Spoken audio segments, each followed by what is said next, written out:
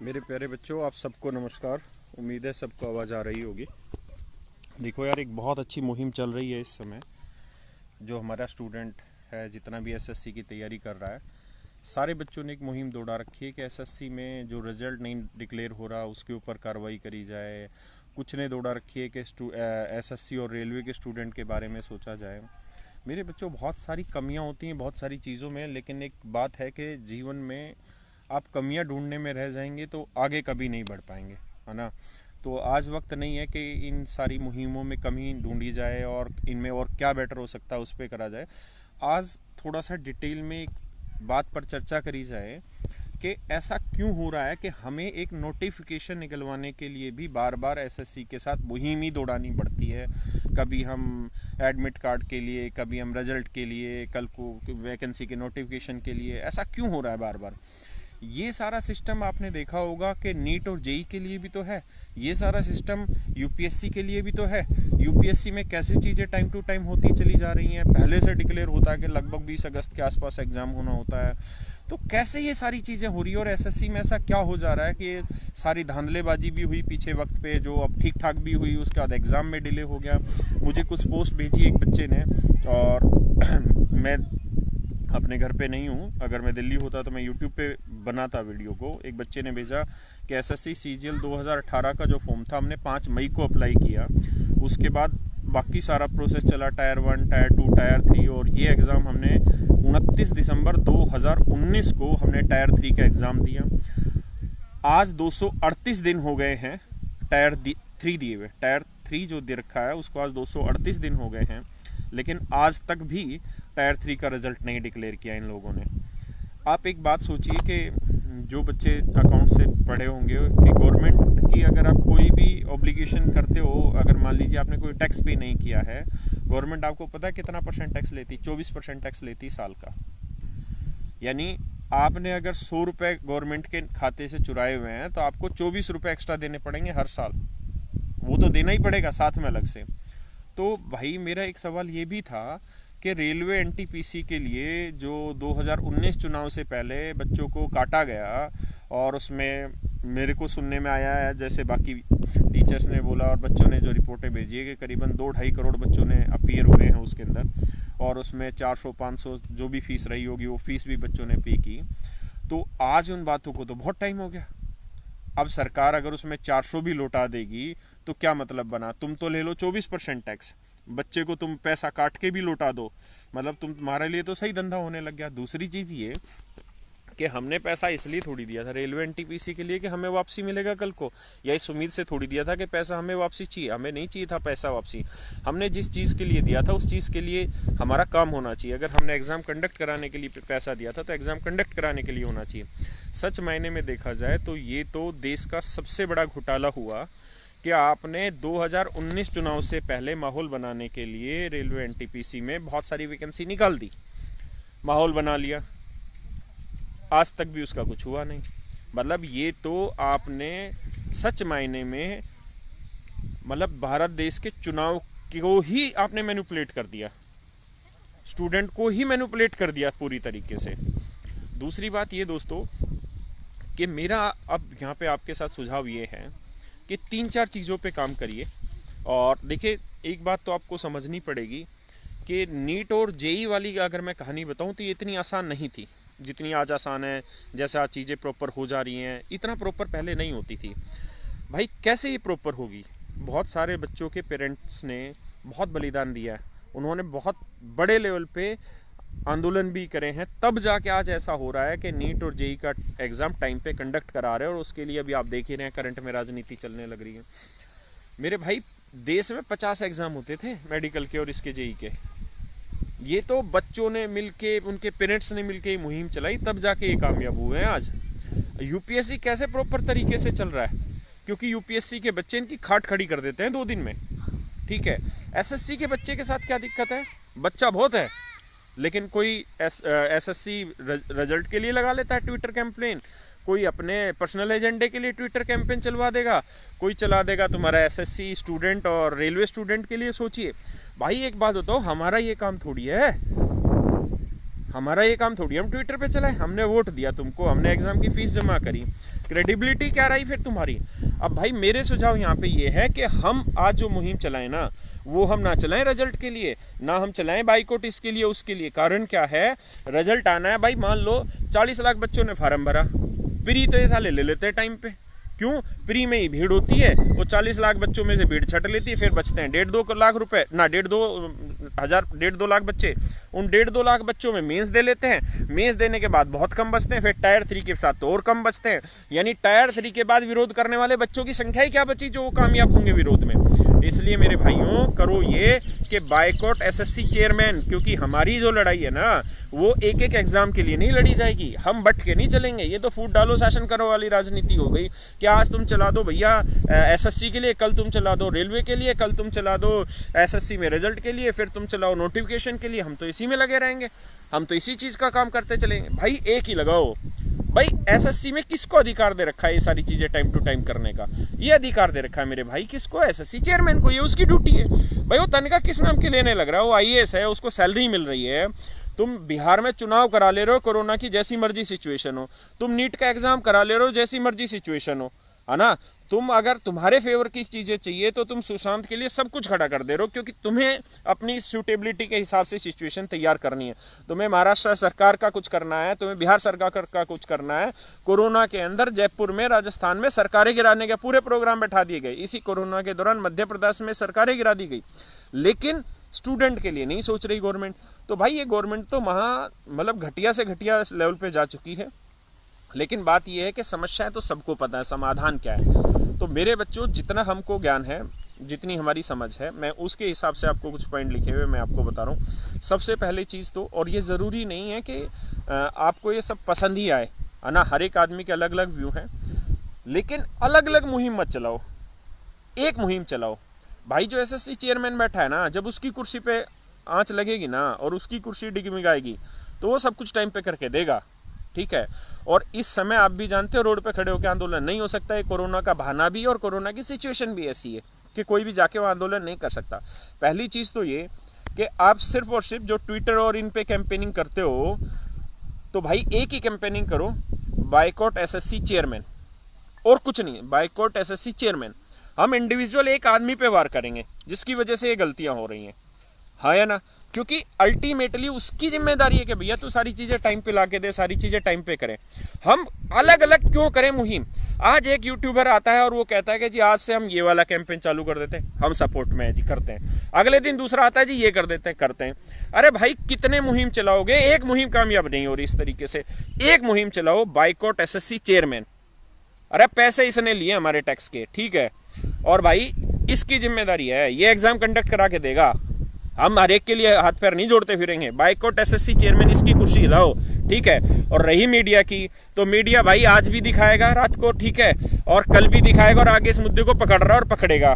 ऐसा नहीं है कि जो तुम्हारे टीचर्स हैं उनमें पावर नहीं है। टीचर्स बहुत बढ़िया काम करने लग रहे हैं यूट्यूब पे आके, वो जगाने लग रहे हैं, और हमारा पूरी तरह समर्थन है। हम भी इस काम को यूट्यूब पे करते, लेकिन मैं अपने गाँव में हूँ, तो मैं अभी उतना सक्षम नहीं हूँ उस चीज़ के लिए कि यूट्यूब पे करें। आप लोग इसको यूट्यूब बना रखे होंगे बच्चों ने, वो डाल लेना। मेन मेरी कहानी यही है कि बाइकआउट एसएससी चेयरमैन वाला कराते हैं। दूसरा पॉइंट ये है कि भाई हम एक मुद्दे के लिए बिल्कुल भी नहीं लड़ेंगे। हमें मुद्दे हैं, मतलब 50 मुद्दों के लिए नहीं लड़ेंगे। एक मुद्दा कि एसएससी के स्ट्रक्चर को सॉलिड करके दो। एसएससी रेलवे इन्होंने मर्ज कर दिया। बहुत सारे कह रहे हैं जी रेलवे की बात नहीं कर रहे। अरे मेरे भाई रेलवे को छोड़ कौन रहा है? इन्होंने सीईटी ला दिया, सीईटी में सबको एक कर देंगे। कुल मिला के जलेबी थी, उसका एक गोला और घुमा दिया, ठीक है। वो गोला हम पे ही घुमा और किसी पे नहीं घुमा। लेकिन आप इस काम को करिए कि एक मुहिम बाइकआउट एसएससी चेयरमैन। दूसरा, ये मेरा पर्सनल सजेशन है कि हम 1 तारीख को सारे लोग हम कोशिश करेंगे कि अपने जहां जहां जिस गांव में रहते हैं, जहां जहां हम रहते हैं, भाई अगर हम 2.5 करोड़ बच्चा है जो तैयारी करने लग रहा है, तो 2.5 करोड़ बच्चा एक लेटर लिखेंगे। मेल नहीं करेंगे, क्योंकि मेल पे स्पैम लगाते हैं या 70 चीजें। कौन इनको पढ़ रहा है? कहाँ मोदी जी के पास टाइम दे रहा है कि ये देख लेंगे? और कौन साला ये मुहिम में वहां तक पहुंचने दे रहा है? 50 तरीके से तो मुहिमें खिंडी जा रही हैं, कौन पहुंचाएगा वहां तक? तो सब लेटर लिखो, ठीक है, चिट्ठियां लिखो, गांधी जी वाला तरीका पकड़ो, ठीक है ना। जब इनके कान में जू नहीं रेंग रही तो इनको तरीके से रेंगवाते हैं जू को। भाई सारे चिट्ठियां लिखो, ठीक है, हर एक बच्चा चिट्ठी लिखे, हर बच्चा 2.5 करोड़ बच्चा है ना, तो 2.5 करोड़ चिट्ठी जानी चाहिए, तब तो है दम। और हर चिट्ठी में 1-1 रुपए लिखो और कहो कि इस 1 रुपए को रखो और इसमें डूब के मर लो इससे पानी खरीद के। अगर तुम साले स्टूडेंट के लिए राजनीति कर रहे हो, स्टूडेंट के पैसे से तुम खेल खेलना चाह रहे हो, हर बच्चा का लेटर लिखे, ठीक है, और मैं कल ही की शुरुआत करूंगा और मैं आपके सामने स्पीड दिखाऊंगा उस लेटर को, ठीक है, और वो पीएम को एसएससी चेयरमैन को नहीं चाहिए, ठीक है, और उसके ऊपर लिखेंगे boycott SSC chairman, boycott Modi government, ये गवर्नमेंट काम नहीं करेगी तो हम बाइकआउट करें और 1 रुपया लगाओ। हो सकता है कि कोई मेरे विपक्षी ये कह दे जी इससे तो 2.5 करोड़ बच्चा दे देगा तो 2.5 करोड़ मोदी के पास पहुंच जाएगा। अरे भाई 2.5 करोड़ नहीं, बहुत सारे करोड़ पहुंच लिए उसके पास तो एग्जाम से। 500 रुपए फीस ले रखी है बच्चों से पेपर की, तो घने ही पहुंच रहे हैं।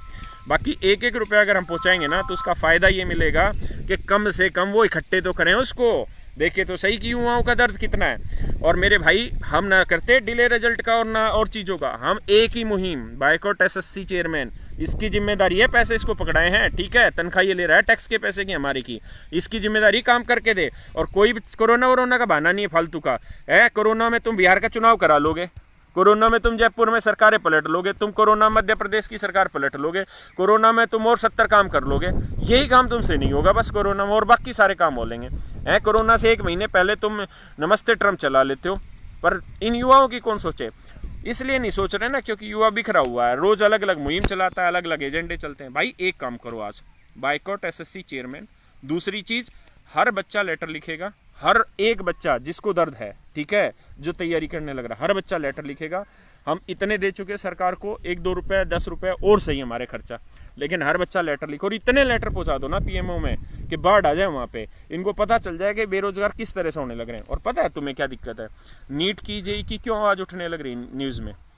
न्यूज़ के खिलाफ भड़कने से कुछ हासिल नहीं होगा कि अर्नब गोस्वामी क्या कह रहा है या वो क्या कह रहा है। ये सारे पेरोल पे हैं, ठीक है, और जो जिसकी पेरोल पे होता है वो उसी के हिसाब से काम करता है, ठीक है। और ऐसा नहीं है कि मीडिया तरीके से काम नहीं करता, मीडिया तरीके से भी काम करता है, लेकिन संगठित होकर क्षेत्र को दिखाना पड़ता है, ठीक है। संगठित नीट और जेई वाले होते हैं, है ना। तुम संगठित हो, किसी को पता ही नहीं है एसएससी कोई एग्जाम है। क्यों? क्योंकि हम बिखरी हुई मुहिम में चलाते हैं। तो एक मुहिम चलाओ, आगे बढ़ो मेरे भाई। अच्छी मुहिम चलने लग रही है, सारे टीचर्स बहुत बढ़िया काम करने लग रहे हैं। अब मैं एक रिक्वेस्ट सारे टीचर से भी करूंगा कि सारे टीचर और सारे स्टूडेंट, सारे टीचर का मतलब जितने भी कॉम्पिटिटिव एग्जाम्स की कम्युनिटी के टीचर्स हैं, सारे टीचर और थोड़े से स्टूडेंट, 50 से एक स्टूडेंट हो जाएं, 5 से एक टीचर हो जाएं। और भाई 2-3 महीने लगना पड़ेगा इनके पीछे कस के, ठीक है। रोज इनके दफ्तरों में चक्कर काटने पड़ेंगे। लेकिन अब ये कोरोना चल रहा है तो कोई दिक्कत नहीं, कुछ टीचर इकट्ठे होंगे और इनको एक ज्ञापन दे के आएंगे, कम से कम फॉर्मेलिटी लगे इनको, लेकिन इनको ये तो रहे एफर्ट हो। बस टीचर के साथ एक ही दिक्कत है कि अगर टीचर जाता है ना इनके पास, तो ये तो इनके दिमाग में एक ही चीज़ आती है जो हमारी एक सीनियर फैकल्टी ने कही भी थी कि इनको ये लगता है कि यार ये तो अपनी दुकान चमकाने आ रहे हैं। इनको ये लगता है दुकान चमकाने आ रहे हैं, जबकि इनको पता ही नहीं है ये चीज़ का कि भाई इस रिजल्ट से और इनसे इनकी दुकान नहीं चमकने वाली, है ना। बच्चे को तैयारी करनी है। इस देश में हर बच्चा पढ़ना चाहता है, अगर तुम सही माहौल दोगे पढ़ेगा, ठीक है। और कितने लोग बेरोजगार होने लग रहे हैं इन चीज़ों से, और बहुत सारी ऐसी चीज़ें जो सच में बोल भी नहीं सकता आप लोगों को। लेकिन आप सबको एक बात करनी पड़ेगी भाई, क्या?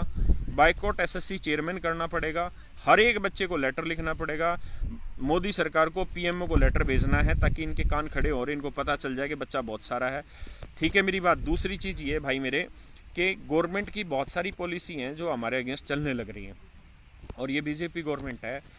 आप अगर ये सोच रहे हैं ना बहुत तानाशाही से इसके सामने काम कर लिया जाएगा, तो इसके सामने तानाशाही से काम नहीं चलेगा। अब तो एक कोरोना का बहाना है, दूसरा जब से ये आई है, जब से आप खुद देख लीजिए कितने आंदोलन पैदा हुए और कितने आंदोलन कब खत्म हो गए पता भी नहीं चला। दिल्ली में कब अन्ना हजारे आंदोलन करने बैठा था और कब उठ गया पता ही नहीं चला। तो मेरे भाई ऐसा है, ये डिजिटली बहुत ज़्यादा समझाते हैं, इनको डिजिटली समझाते हैं, ठीक है। और कुछ गांधीवादी तरीका अपनाओ लेटर वाला। दूसरी चीज़ ये है कि हमको अब धीरे धीरे जैसे ही ये सिचुएशन नॉर्मल होती है, क्योंकि जब तक भूख है तभी तक ना कमाया जाए, थोड़ा आगे के लिए भी कमाया जाए, हमें इसके स्ट्रक्चर को सॉलिड कराना पड़ेगा। और जैसे ही नॉर्मल सी आती है ना, तो 50 से एक बच्चों की ज़रूरत है, भाई 5 मास्टरों की ज़रूरत है। रोज़ इनके पीछे पड़ेंगे 3 महीने, और 3 महीने इनके पीछे लगातार रहेंगे ना। ये ऑफिस से निकले जब भी खड़े दिखे और जब आए तब भी खड़े दिखें, गाड़ी में बैठे जब भी खड़े दिखें, और रोज इसी चीज में। भाई स्ट्रक्चर को तो ठीक कराना पड़ेगा परमानेंट। जब तक ये स्ट्रक्चर ठीक नहीं होगा ना, बात बनेगी नहीं। हमारी मेन लड़ाई जो है ना, वो एक चीज पे मत लेके चलो कि हमारी लड़ाई जी इससे है, सिर्फ रिजल्ट से है या इससे, ना ना ना, हमारी लड़ाई एक स्ट्रक्चर सॉलिड करके दो। हम रोज रोज इस मुहिम में नहीं लगेंगे। दूसरे भाई, सारे बच्चे अपनी तैयारी करते रहो, ठीक है। इस समय कोई भी ऐसी चीज नहीं है जिसके लिए मैं आपको सजेस्ट कर दूंगा कल आ जाओ और पीएमओ पर आंदोलन करेंगे, इतने डंडे पेल देंगे कल में बुरी तरीके से। अभी वो टाइम नहीं है, थोड़ा वक्त का इंतजार कर लो, थोड़ा सा इंतजार करो, उसके बाद भाई हम आंदोलन भी कर लेंगे, सारी चीजें कर लेंगे। अभी अपनी तैयारी को जैसे प्रारूप में चलाते चले जा रहे हो वैसे ही चलाते चले जाओ, ठीक है। जिस तरीके से आप चीज़ों को वायरल कर रहे हो उससे करो। मेरा जो सजेशन था मैंने आपको दिया कि बाइकॉट एसएससी चेयरमैन ही हमको चलाना पड़ेगा, उसकी कुर्सी पे ही वार करना पड़ेगा, उसके बिना बात बनेगी नहीं, ठीक है। और लेटर लिखो भाई सारे के सारे। चलो मेरे दोस्तों, आज आपको मैं जो कह सकता था वो है, हम बहुत शुरुआत से इसका समर्थन कर रहे हैं। 2017 में भी हमने आंदोलन किया था और उसमें बहुत अग्रणी रहा था मैं तो, क्योंकि हमें बच्चों की समस्याओं को सुलझाने में ही हमारा योगदान है।